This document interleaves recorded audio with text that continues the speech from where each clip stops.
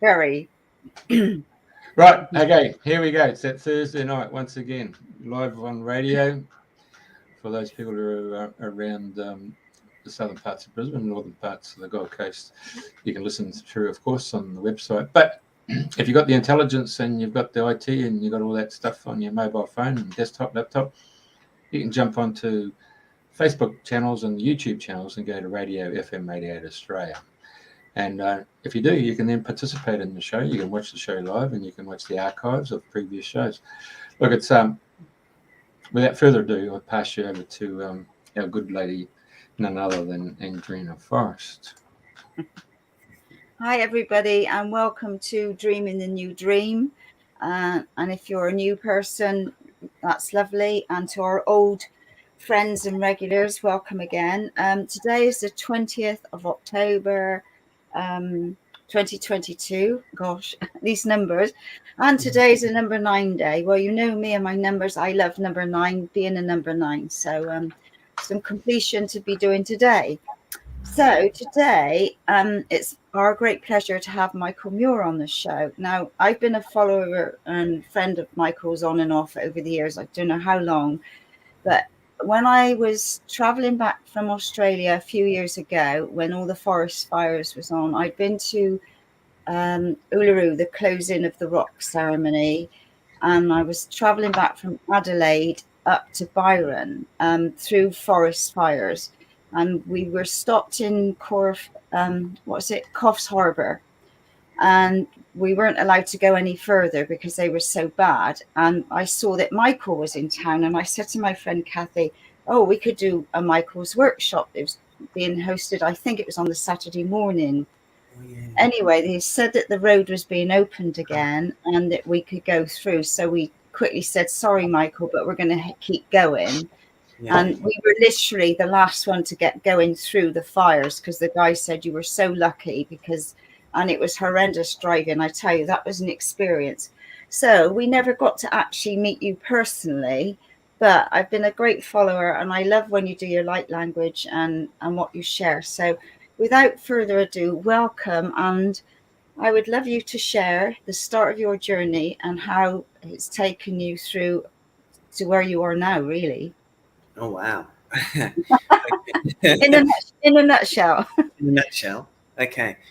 So I came over to Australia from the north of England around 96. And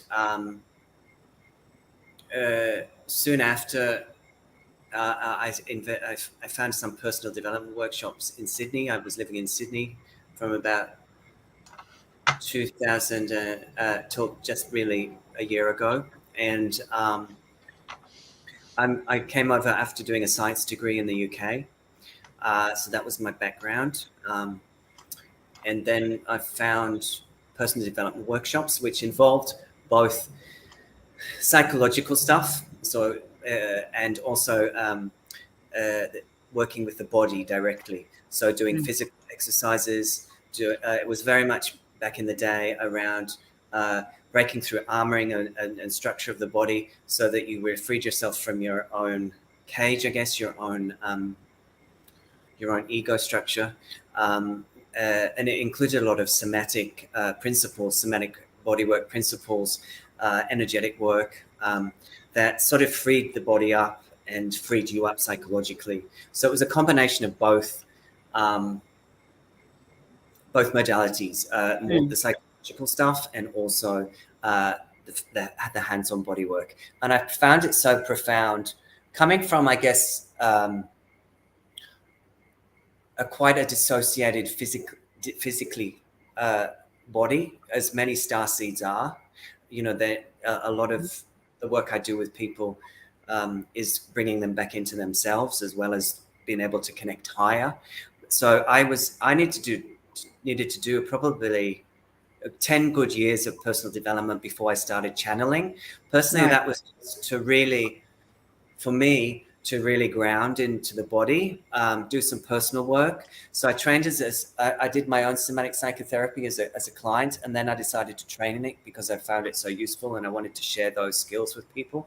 That is before I started doing any of the spiritual stuff.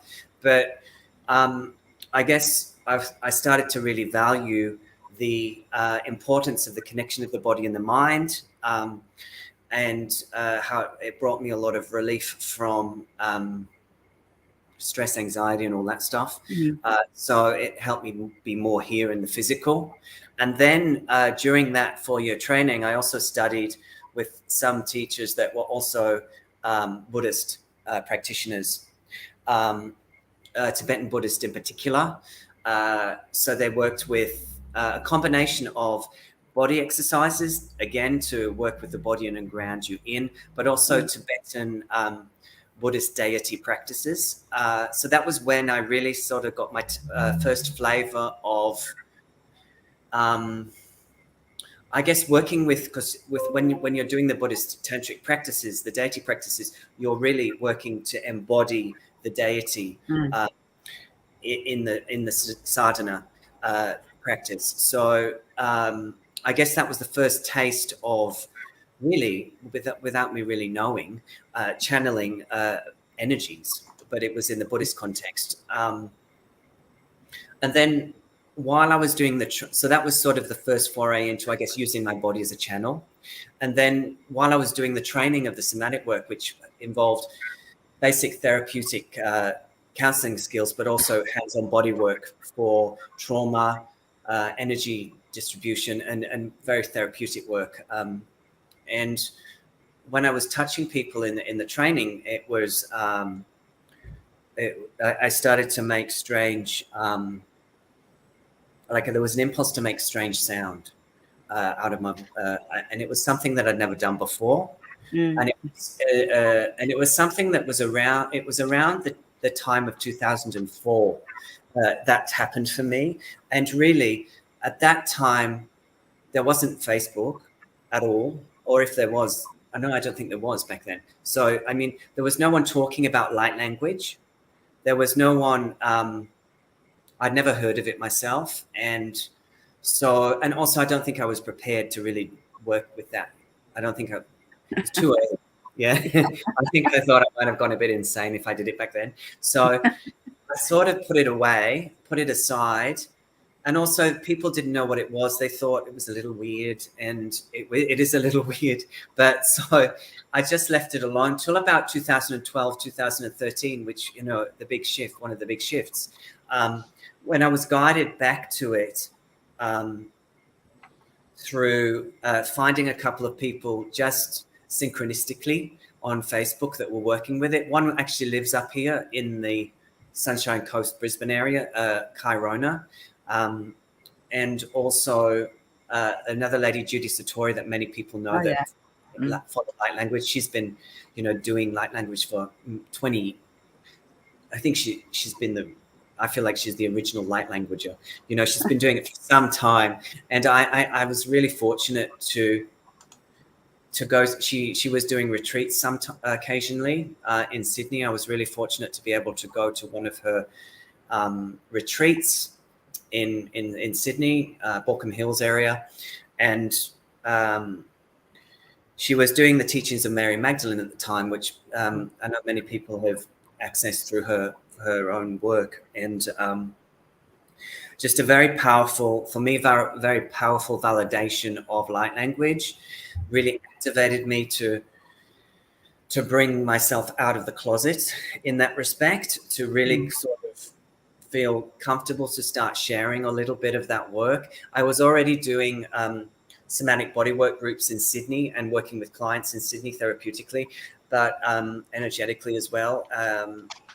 But it was after that, in about 2013-ish, that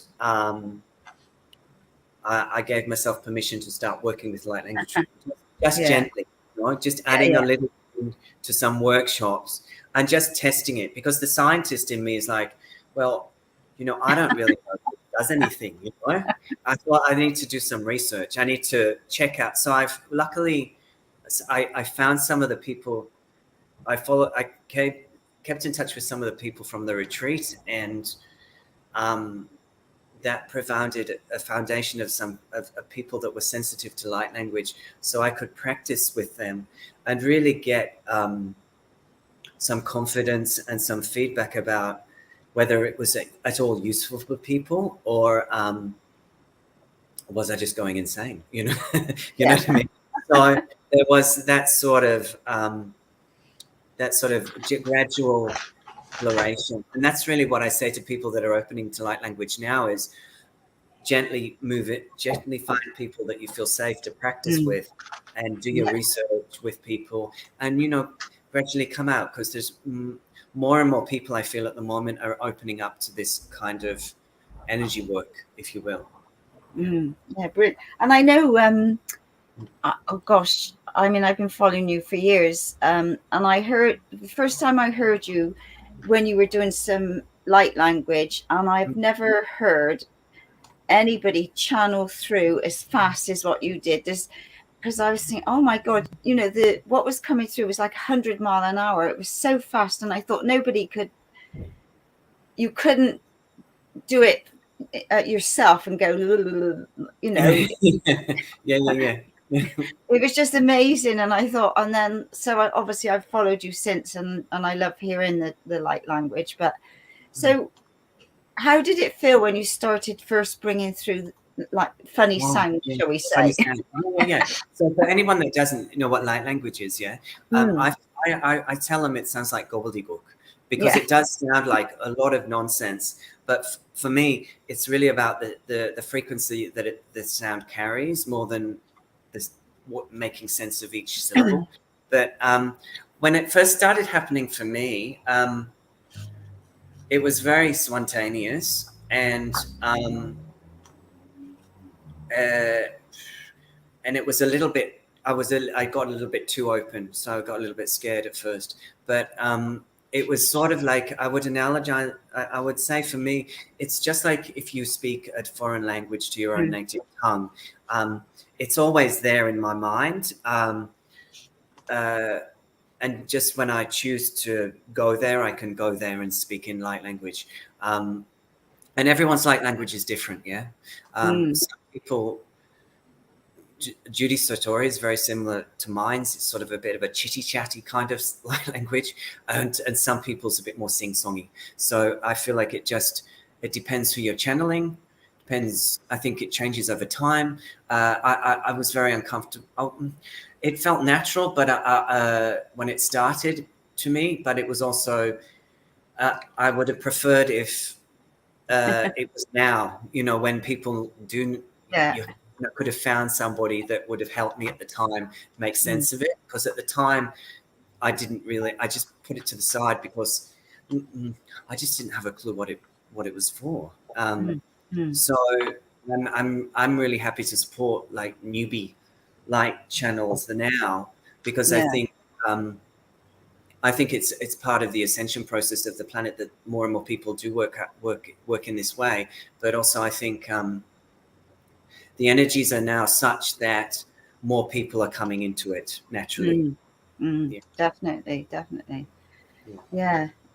Right, Andrew's saying, is light language vocals just a tool for vibration? So yes and no, I feel.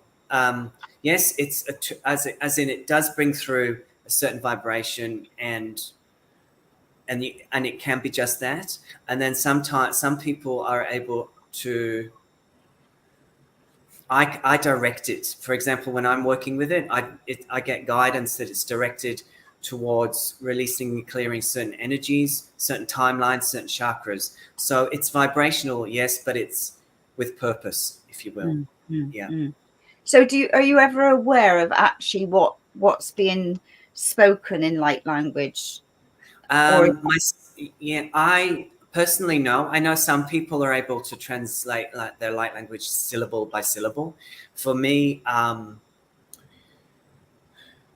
get a knowing of what it's about as a pattern or a piece of work. I don't get a syllable by transmission directly. Yeah, amazing. Yeah.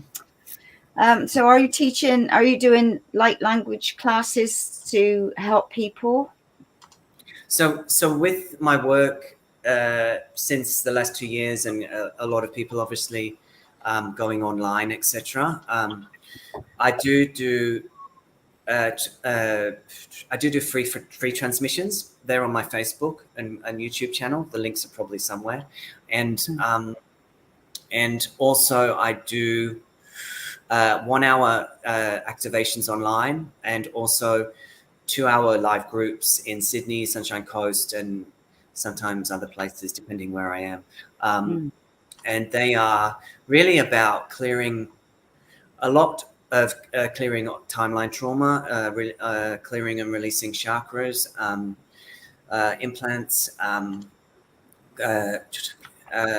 different energy, bringing basically people reclaiming their soul aspects, their essences from different timelines, and also connecting more recently with the Earth's grids and working with the land, and bilocating frequencies to different areas, because obviously we weren't able to move around so much in the last couple of years. So I think I've been doing a bit of group work around supporting Earth grids in different areas, and helping, you called the podcast dreaming the dream. Like, I feel like some of my work is anchoring in the new Earth grids through our own conduits specifically. I think that many of us are getting directed to different locations now, as things move into a next phase position, it feels. So I think we are the new Earth grids, is my take.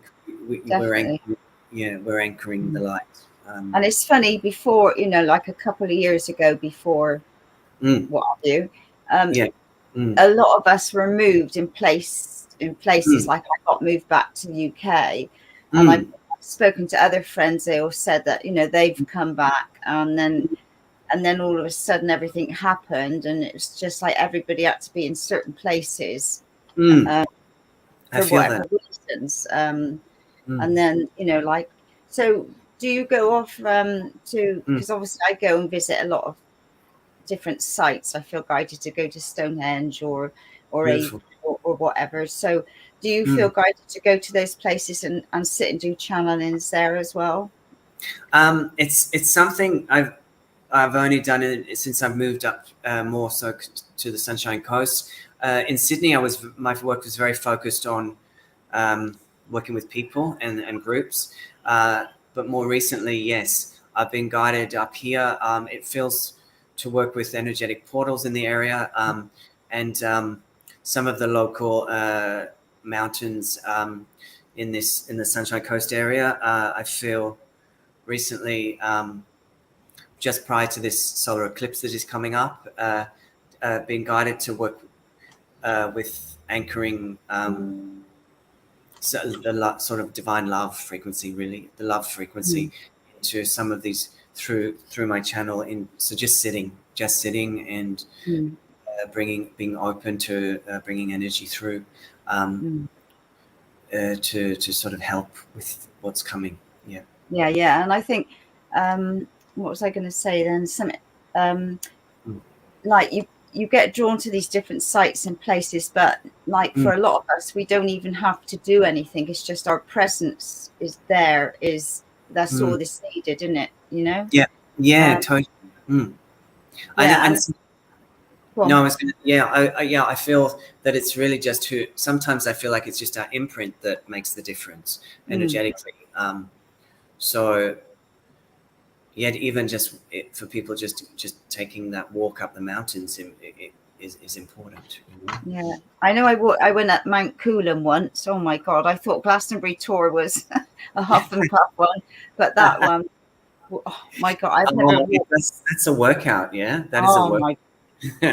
I mean, obviously the view, but I mean, everything. The rocks, the boulders, and you were climbing up. There was nothing to hold on to at times, and oh my God, I'll never forget doing that one. But I'm glad I did it. But and also energetically, we can sit and meditate and be in that place as well, can't we? So, there's places I still like to go, and I know I go in my mind, but is to actually be there and experience the energy, isn't it? It takes on a different ball game. Of course. Yeah, for sure. So have you got any favorite places? I know you haven't been at the Sunshine very long, but have you got any special places that you found there? I mean, I do love Mount Coolum. I love Mount Emu, and I'm a very coastal kind of person. So I'm a Phrygian Beach. I got guided up here to anchor in. Well, I talk connecting with I connect quite strongly with the Palladian frequencies, and I was kind of guided up here. I came up here for holidays anyway, but just guided to come up here with the portals and bring tribe and community together, because it feels like in the future this area's almost like a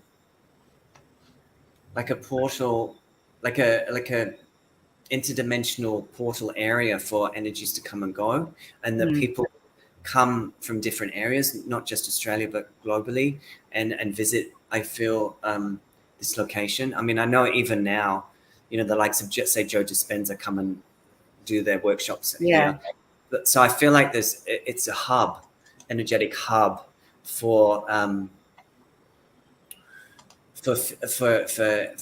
galactics as well, frequencies to come through the mountains that surround it as well. So I got guided to this St. Phrygian Beach area just to bring energy through group work and send it out to the ocean and let it go where it needs to go, really. So yeah, I love this area. I love this beach. No, I loved it as well. I know where you, and I went all around Cotton Tree and beautiful Maroochydore, and I just loved it. But anyway, lovely memories at the minute.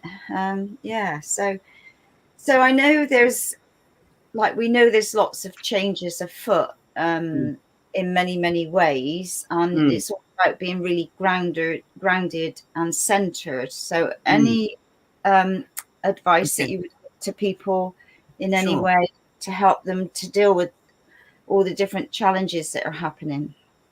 I mean, I think I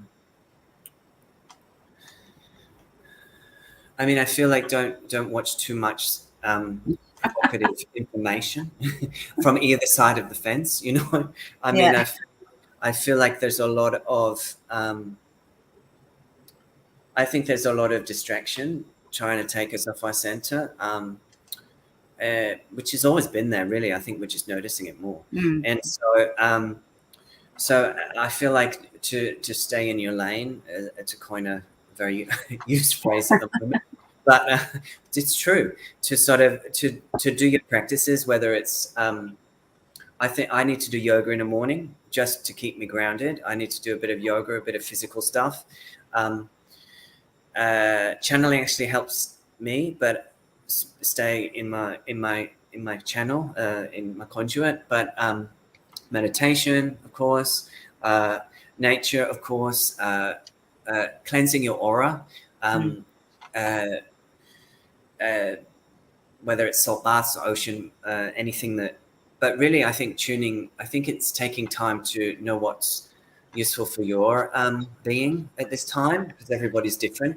Some people may be needing to totally rest during the energies, because they're so sort of bombarding them and stuff's up.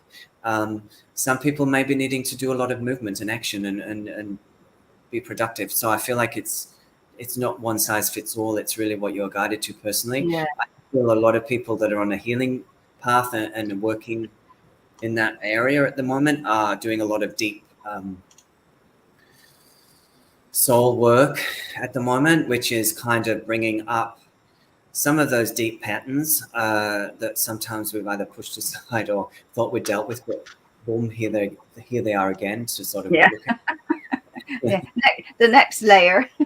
The next layer. So I guess in that respect, not to judge those, to be compassionate with yourself and to get support if needed in whatever form that may take, And the thing is, everybody's on a journey, and we're all at different levels, different stages. Some are getting there faster, some are slower, you know, and it's just honoring that we're all making choices.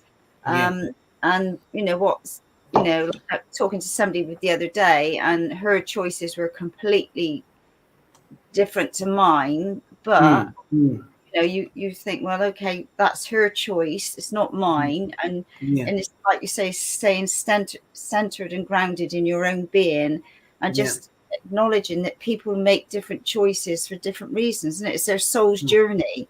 You know, I know I've looked at people and I think, oh my God, like, you know, and I've gone into, well, you know, whatever they doing this for or that for, but then I don't know their journey, their deep journey within, and what their choices are, and who they meet along the way through those choices, isn't it? I think that's, I mean, it does feel like there's a lot of invitation to polarize right now. It sure is difficult living in the moment, that's for sure. Because the energy's, Andrew, and for sure. The moments change so fast, flip. But I mean, I think that, you know, I feel so aligned with what you said around everyone's choice, because, you know, I think we just got to find a way to not polarize and in ourselves or with others, because that's so that we can come back together in as a collective, really, you know. Hey, the biggest challenge I think is families, young families, the pressures of trying to secure a job, holding that job down, accommodation, for example, whether it's for rentals or whether for purchases. I mean, we've seen a major intake of Victorians move sight unseen on properties in Queensland and push the prices up. And then you're seeing people for all the right reasons stand in their own power zone, realizing this is not for me. I need to make a change. And we're seeing people who've made movements out of the city and gone to the country areas and in the rural areas, and probably assisting those communities. And in the end result there, it's I'm really feeling for all those young couples who've got their babies and their children at different stages, and what's been going on for them for health-wise to get to the, whether it's dental, whether it's medical, or even going to hospitals. That's a challenge for them to hold that space, and it seems like the single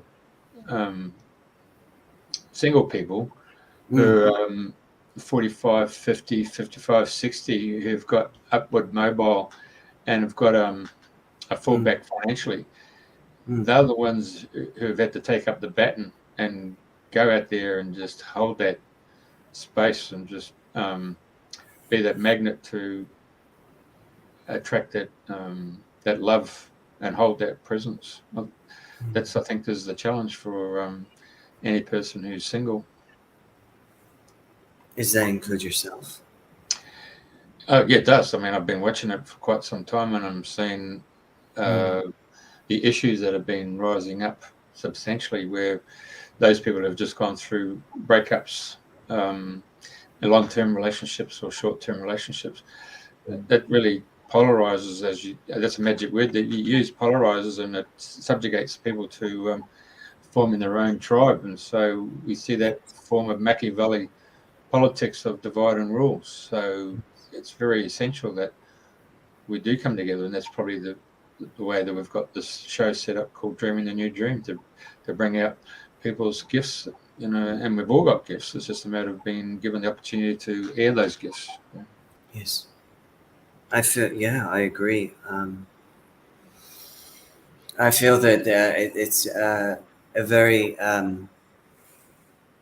uncertain time for so many people, whether it's Queensland, whether it's UK with, you know, the power increases and winter coming and all that stuff. You know, I feel like there's a lot of distress, and personally, how do we keep our hearts soft, not get triggered too much, and which is hard, hey, day by day in this soup we're in. But really, it's just can we put ourselves in other people's shoes, and can we see things from their side and what's going on for them and their life struggles, whatever they may be, individually and collectively. I guess I try and hold hope that all this kind of chaos and upheaval is part of a process of shifting some very old structures that don't work anymore. And even though there's some heartache and some distress, and people are finding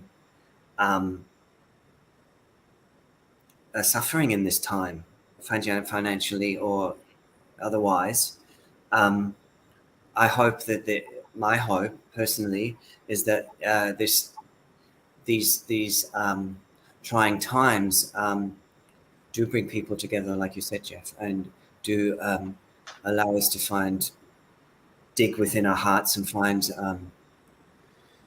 compassion for everybody as we go a bit of a...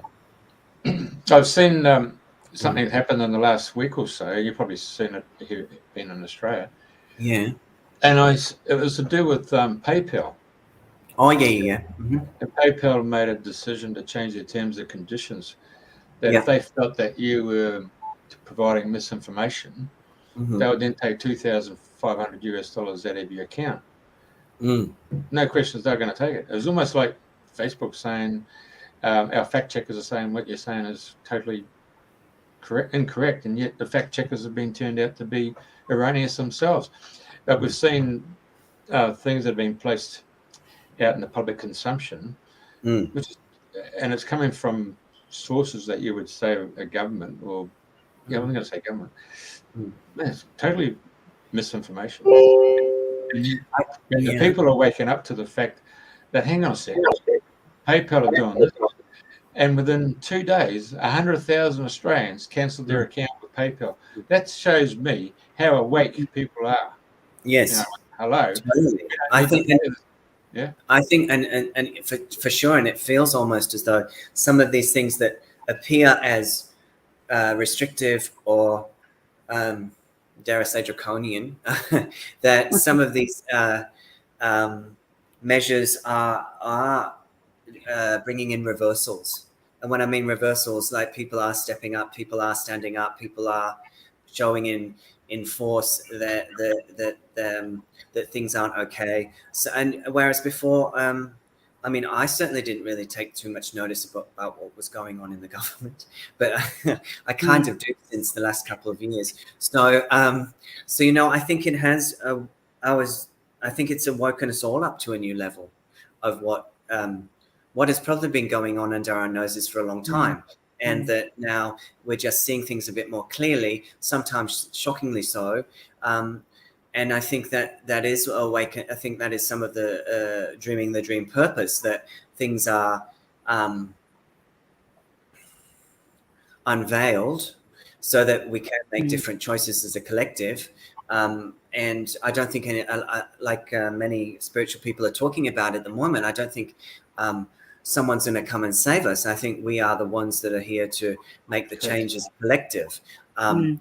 And so there has to be a little bit of, I guess, uncomfortability in the process so that people say no more, and do kind of bandy together, and we create something that's more sustainable for the future. 100%. I agree with you. I mean, in February this year, over 1 million everyday Australians all came in convoys to Canberra. 1 million Australians. Now, if it had been 5 Indigenous people with their tent embassy down at Parliament, it would be like mainstream news. Yes. You know, 5 Indigenous people with their dogs, and they've lit the fire in the main hall of the old Parliament House. Hello. Yes. But when 1 million Australians turn up, they don't give it any coverage whatsoever. I mean, hello, something's coming on here, and there's a groundswell. So it sounds like I've hijacked the conversation. I'm really here for you, Michael. But I apologize. You carry on, Jeff. So Was you going to say something else though? Was there something else? Yeah, I'm just going to change the subject somewhat. Oh, I've just shown you the power of human consciousness when it comes to manifesting their car park. But if you ever watched a show called Stargate Atlantis? I know the show. I haven't watched it myself, but I know which one you mean. Yeah. Like right. Fortune. Yeah. Yeah, they had the portal and they go to different worlds. And they got the 45 minutes to go and show their little story, and it's the beginning, and middle, and end. Yeah. Anyway, so they turn up on this planet, and they end up at a cave, and there's a time dilation field, and they weren't quite aware that it was a time dilation field. They put a video camera into this field of energy, and they pushed it through. Yes. And then they brought it back, and they just had a look at it and thought, oh, there's nothing to it. So the leader of the expedition, John Shepherd, walks through it. Yeah. Unknown to him, 1 minute on the side that they were coming from was a month on the other side to the time dilation field. Yeah. Anyway, so obviously he realizes they're not coming through, and then they find out, oh shit, there's 3 hours 30 minutes of tape just gone in 1 minute. Yeah. Okay, we've got a problem here. So what we find out is that when he comes to this village, these are all people who have come to learn about ascension, and they've been coming from the ancients to learn about ascension and progress up. But on the journey to the village, John Shepherd comes across this energetic being, and it's going to attack him. So he turns around because of his military prowess, attacks it, and he gets beaten up severely. And the village come along, and they've got all the healing techniques, the Reiki, if you want to call it, such as Bowen. They've got vibrational healing. They're doing all this stuff. They bring Johnny back to bloody life, and he's vibrant and all that stuff, and he's now eating organic foods and permaculture stuff. Anyway, the being comes in again, and he goes in and attacks it again, and the villagers, no, we're all peaceful, all that stuff. Anyway, it takes a while for them to understand that John was actually fighting their collective energetic thoughts that gone and created this energetic being. And so they then learnt that John was actually showing them what they had to do, and the best way to do it was not to fight it, but to go there, and they all surrounded this energetic being, and all they did was send it love, and that energetic being that they had actually created in their thoughts dispersed and came back to nothing. The moment they did that, they all ascended, and they said to John, you can come with us. He said, no, I've got work to do on this plane.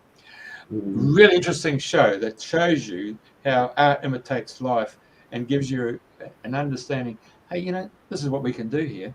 We can beat this. Totally. I think you've said it all, Jeff. but what I was, but if you don't mind me adding, I guess that's where we're at, isn't it? It's a kind of trying to harness our minds, and also I feel there is. That's why I do think that group work, whether it's my group or whoever's doing group work, energetically, when we come together and gather, whether it's online or whether it's in person, I feel like it amplifies the energy field. It's timeless. We can direct it to wherever we wish, including weather systems, I feel. So I think that's the way to work. Of course, if you feel, that's my personal view. I mean, obviously some people do like to be more in an activist role, and good on them for that. I am a hoodie supporter. So whatever floats your boat. I think people have different roles. I am not shy to say I'm a sensitive being, and I feel like I need to protect my energy a little bit around certain events, etc. So I stick to doing what I feel guided to is useful for me to bring through energetically. So it's more channeling stuff. I feel that my work is to bring, really the energies that I work with are really around bringing peace, heart-centeredness, trying to keep people a little bit hopeful. They're always quite positive messages. I mean, not kind of like pie in the sky. It's still based in the reality that things are tough right now, but also providing a little bit of hope and reassurance in the transitional times that we are in. And of course, as you were saying, Jeff, I mean, I think the galactics think, wow, this is all going to plan and it's all going very quickly and we're going great guns, whereas us on the ground, every day's a vlog, you know. So I think that people do need support and, you know, do need to, you know, hold space in groups in whatever form they do, activist groups or esoteric groups, whatever they feel drawn to. I think it's useful just to keep each other a little bit buoyant right now.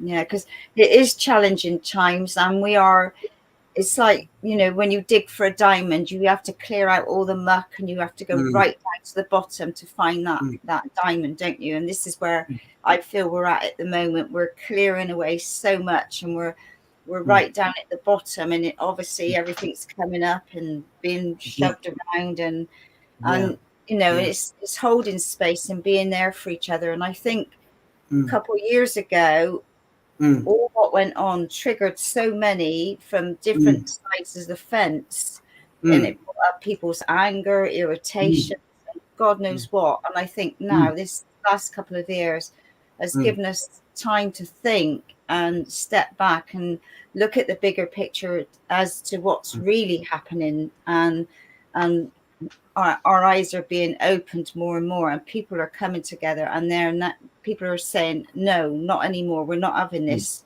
And you know, we've got stand in the park groups and all sorts of groups that have been connecting people. So it's like, you know, joining the dots all around the world. People are coming together, and it's all happening. But we know there still could be some rough days coming, where we need to just keep our center and hold space. And it's like some days I think, oh God, you know, I can't get through another day, and you know, the grief or sadness that come up, and the next day I'm absolutely fine, and I know it's just more clearing that's happening.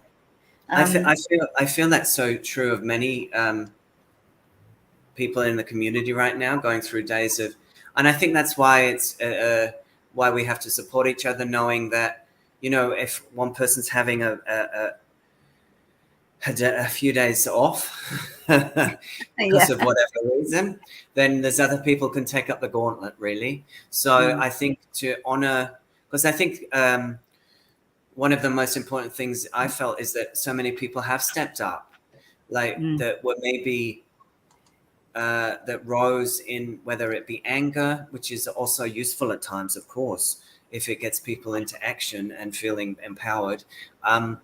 I feel that it has been a couple of years of really activating people to speak their truth.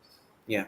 And where maybe before it was, they were able to get away with not bothering, you know what I mean? So it feels like we have definitely stepped up as a community. So, and you know, it has brought up a lot of shadow, and it still brings up a lot of shadow to work with, because the energy is coming in, just feel just accelerating from month to month and week to week. Week to week. Everything, it does feel a bit like every week's a month or 2 years or something. So in that respect, I think the body and the light bodies is been stretched. We are going through massive shifts. So, you know, drinking water, you know, looking after your diet if you need to do certain particular things to help the purification process, and, you know, getting support if you need to is I think peers, practitioners, whatever is necessary, friends, you know, as we go through the process. I know I did ask you, would you do a live channeling for us, or some light language? Yeah. That would be like, I haven't put you on the spot. I did ask you in advance. Yeah, you did. So yeah, so, you know, I don't know what you want to share, or what would like, you know, what the message would like to be as a global, or, you know, I'll leave that to you. Okay. Thank you, my love. So I guess just taking a moment to prepare your body, like when I do work with people, just sort of feeling anchored in your space, so feeling your base, your sit bones on your chair where you're seated, feeling yourself in your spine. Just taking a couple of breaths into your heart space even. So the energies are so I'm just going to speak a bit in English and maybe a little bit in light language. Either, or it is a vibrational message. So you just have to listen to the sound and let it sort of move through you in whatever way it feels. It does or doesn't. You may feel something, you may not. Everything is perfect for you individually. You can write some feedback in the comments if you wish, if there's anything you want to ask about it. But this feels like it's particularly for the heart chakra and the high heart chakra, which is the thymus space above the physical heart. This is where we hold a lot of the old soul trauma, past life trauma. And so a lot has been activated and to come up and clear at this time, not just our own personal story, this life, but also different timeline energies. This is, I feel like this energy is from, might even say, the Divine Mother frequency. So this is, and this energy, it is the energy of the Divine Mother, because she says that there are so many beings at this time on the earth feeling lost, abandoned, confused,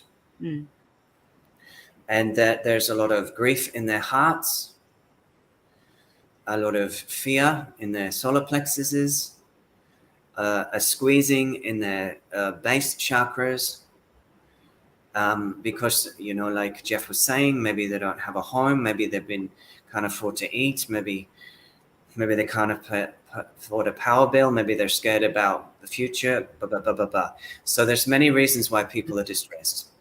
So this frequency comes from the Divine Mother, and it's a message of releasing any pain in the heart and the high heart, fear, and this particularly is around the belief that you have done something wrong.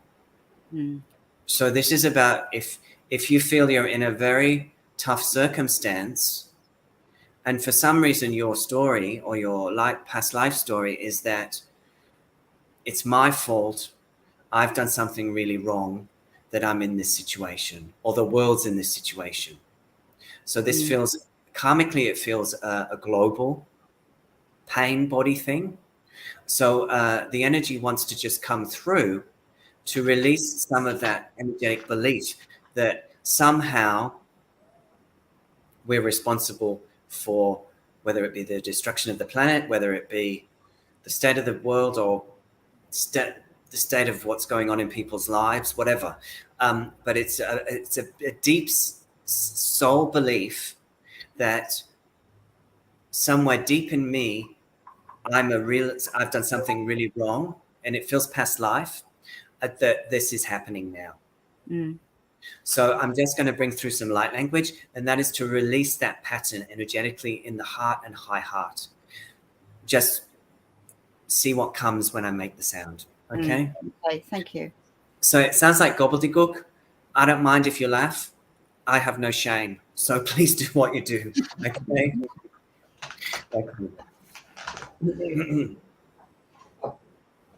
Ashkanto de barchele barge batoto de barkanda de keshele barkoto de ki. Eshela barka barka barka barshela barka de nana karpo ke barka kar. Elekite de koshole barka pete potata de keshele barka pata nana ka. El parkanta de kite de koshkele barka de ke barka de kite kapatiki. Shele poto dondo de barka de barka toto de barka de kapatiki. Shele poto de kapatana nana ka barka patana nana ka patana nana ka. Shele barka ta dono kote parkanda tutto de puto tutto totiki. Ranta de ke puto totiki. Paranta de ke pete ke pate tukota nana ka shala barko toto totiki betiki. Shombara kata kabato nana ka. So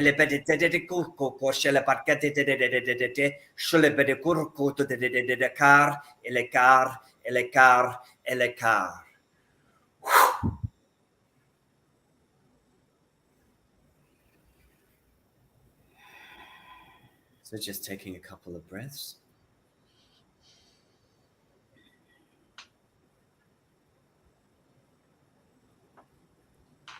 So the gist of that energetically in English was you are not alone. You have not been abandoned by spirit, even if there's doubt and fear at times. And if you can, allow your energy to shift from your pineal, your third eye, into your heart space. And you will feel a little bit safer or more secure, even if the external circumstances don't change for you straight away. Okay. So there you go. Well, that was lovely. Thank you. And I mean, like straight away, I could feel just tingling going up and down my body. I could feel something happening for me. So yeah. So everybody's experience is different. Some people may feel tingles. Some people may feel some energy shifting in their body. Some people don't feel so much. It's not for everybody. I'm not expecting everybody to feel that they link with me or link with the work. I think it's something that resonates or not, and I'm fine if you feel to go elsewhere to do different work. That's also great. Everyone's attracted to different things. But no, I mean, I love light language, and like I said, when I first heard you, I just couldn't believe how fast it was coming through, because I just thought no human could do what you were doing at the time. And that hasn't always been the case, you know. It has evolved over years. I feel like, and that's something I did want to mention for people that are opening, if they're opening to light language.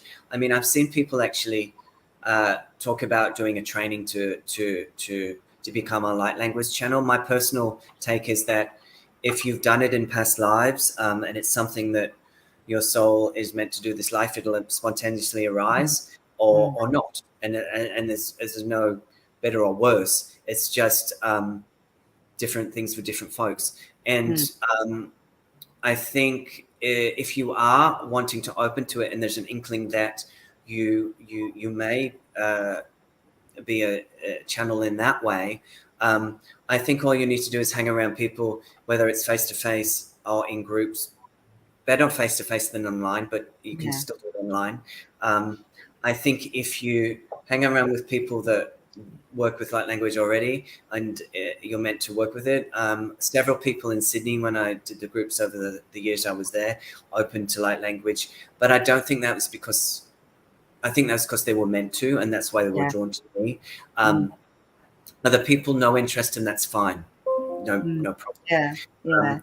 But the voice and the vocals, as the energies change, as the energies are changing coming into the planet, I feel like the light language channels also get upgraded. And the speed that I can do it with now, and the intensity of the is not what I did at the beginning. So for people, you know, it may come out very slowly, and then as their vocal cords adjust, just like speaking a foreign language, then you learn to do it. It changes. No, it's fascinating.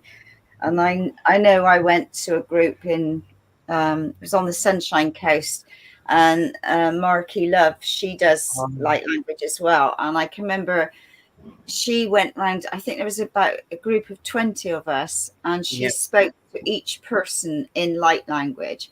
And when she came to me, all she did was dolphins speak and squeaks and all sorts. So it was like home.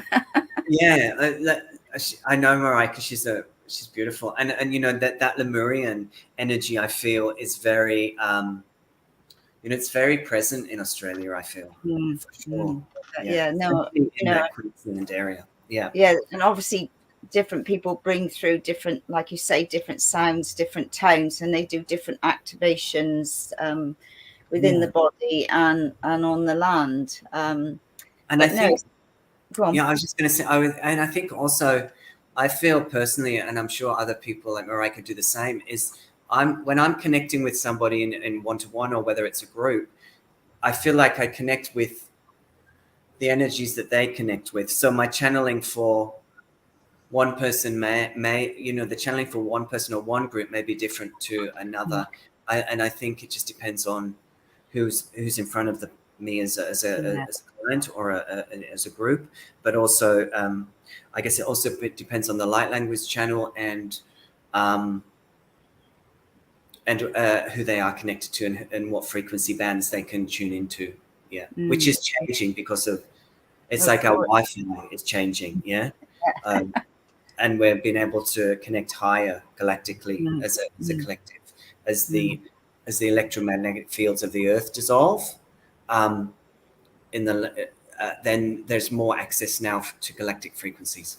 Yeah, definitely. And I think more and more people are working with the galactics, aren't they, on many levels? And we know they're assisting us on many levels, doing different things to help the people on the planet. You know, I mean, a lot of people are aware of this and a lot aren't, and it's not for them, and that's fine. We all have choices and we all work differently. Sure. Right, so Jeff's going to put a question in. Okay, I get on the phone, I ring up Michael, you tell me up to the Sunshine Coast, I book a time, I come and see you, I walk in the door, what happens? What happens? Oh, it's a surprise. No, I'm joking. But so I work with each individual differently, but basically I do a combination of different work. It could be I get a lot of people come to work with soul purpose work, soul guidance. So it could be working with asking spirit for guidance, in particular with soul mission. Yeah. And as that goes through, as we do the session, I'll do some light language activations, and this is often to clear past life trauma that is getting in the way of their soul work. So a lot of starseed type people, a lot of channels, a lot of healers have a lot of blockages in the sacral and in the throat. So I do a lot of work around Atlantis, Lemuria, different Holocaust timelines, Lyra, to release these energies that sort of keep them held back in moving forward with their innate gifts. So kind of doing that stuff. And then I sometimes combine it with some hands-on body work somatically, which is good for the nervous system, relaxes the body, and allows the energies to be received and allows them to expand. So it's sort of combination of a psychic reading, a soul reading, and doing some light body work, whether it be light language or hands-on somatic work. And so how does it work for people over Zoom then? So over Zoom. Just tune in. Yeah, so similar to what I did just then around the light language, I work with, and I can ask people, they can ask their soul questions on Zoom.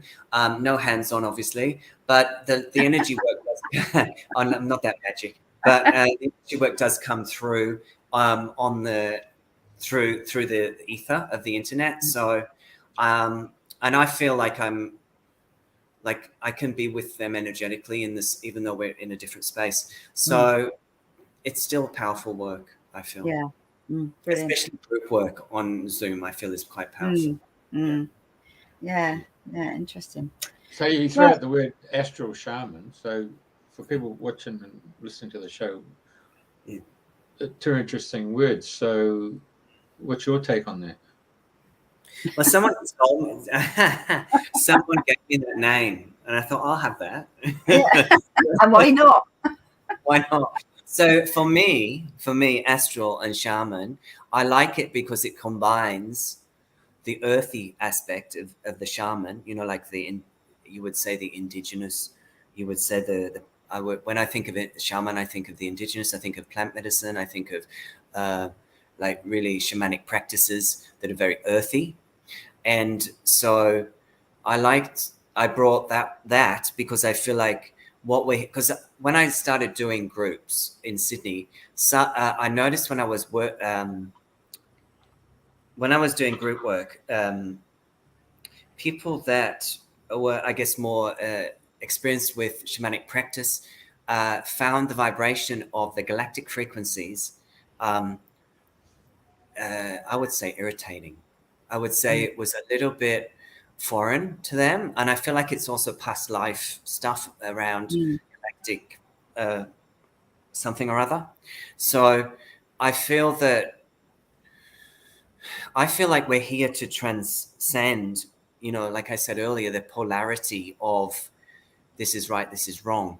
And so I think we can be of the earth shamanically and do those really deep in practices, and also connect up, high up, galactic frequencies, and combine the two at the heart. And that is what we're here to do as a divine conduit. We're here to be. So what I do, I say, I'm just, my work is to bring down the energies from the astral, but I still work at being embodied, and I just thought I'd fling shaman in for the sake of it, really. but joking aside, I feel it is all about bringing the energies from heaven to earth. So I think it is. We're shamanic of a body, but we're also bringing the astral energies down. So I think I do believe in that term, because I think it's what we're here to do: be that conduit from heaven to earth, anchor it down. Not forget we've got a body, not live in another dimension.